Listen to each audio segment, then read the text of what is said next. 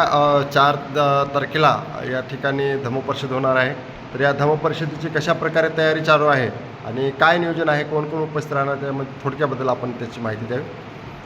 नमो बुद्धाय जय भीम.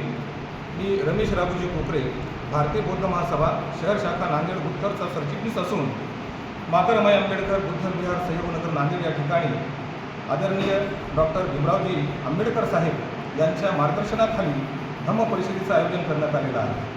या धम्मपरिषदेमध्ये केवळ धम्मपरिषद एवढाच उपक्रम नसून समता सैनिक दलाचं पथसंचलन ITI महात्मा फुले पुतळ्यापासून ते विहारापर्यंत होणार आहे.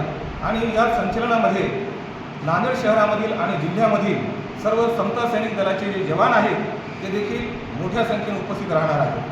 तसेच या कार्यक्रमामध्ये जी धम्मपरिषद होणार आहे त्यामध्ये चैत्यभूमीचे व्यवस्थापक आदरणीय पूज्य भिक्खू ही संघपालजी महाथेरो हे देखील या ठिकाणी आपल्याला धम्मदेशना देणार आहेत.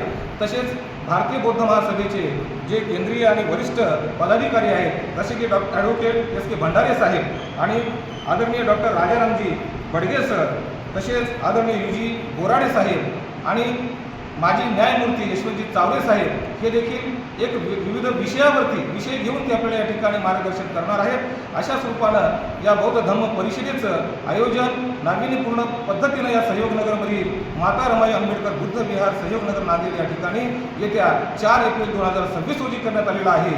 तेव्हा पूर्ण नांदेड शहरामधील जिल्ह्यामधील सर्व उपासक उपासिका तसेच समता सैनिक दलाचे सर्व जवान आणि भारतीय बौद्ध महासभेचे सर्व पदाधिकारी, मग ते जिल्ह्याचे असतील, तालुक्याचे असतील आणि शहराचे असतील, मग ते उत्तरमधील असतील किंवा दक्षिणमध्ये असतील, त्या सर्वच पदाधिकाऱ्यांनी आणि सर्व बौद्ध उपासक उपासिकांनी मोठ्या संख्येनं या परिषदेमध्ये सहभागी व्हावं असं मी या ठिकाणी विनंती आपल्याला करतोय आणि इथंच थांबतोय.